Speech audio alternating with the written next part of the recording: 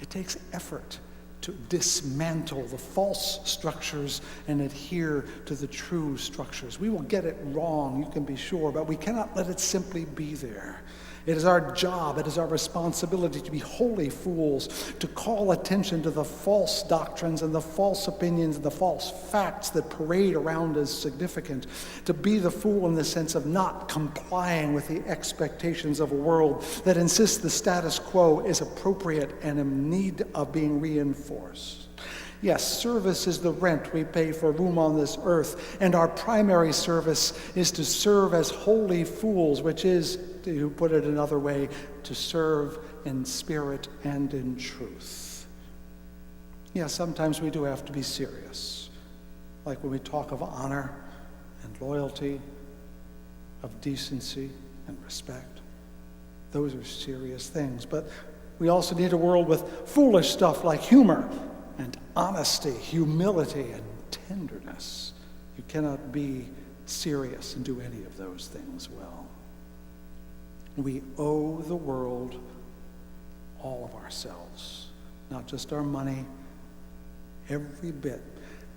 We owe the world not just the marble bust version of ourselves, but the messy, miserable, foolish part of ourselves as well. We shall, after all, give everything back in the end anyway. Why are we holding back now? The great Greek author Nikos Kazantzakis once said there are 3 prayers for 3 different kinds of people. One prayer is, I am a bow in your hands, Lord. Draw me lest I rot. The second prayer is, do not overdraw me, Lord, lest I break. And the last one is, overdraw me, Lord. Do with me as you please, and who cares if I break? We are each a bow in the hands of God, with an arrow of truth and hope and love, ready to be added to the world, to take the universe a little further than it went before. How far will your arrow go?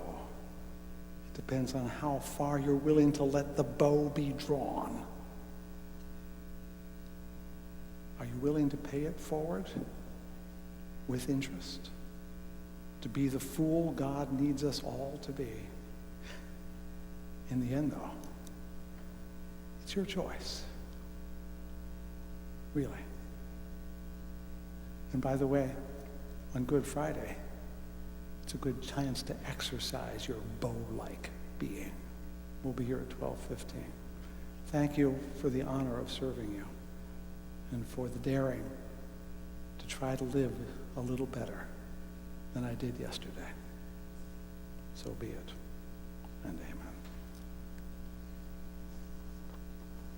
I invite you now to bless this hour with that of song. I believe our closing hymn today is number 312. Is it not? Thank you.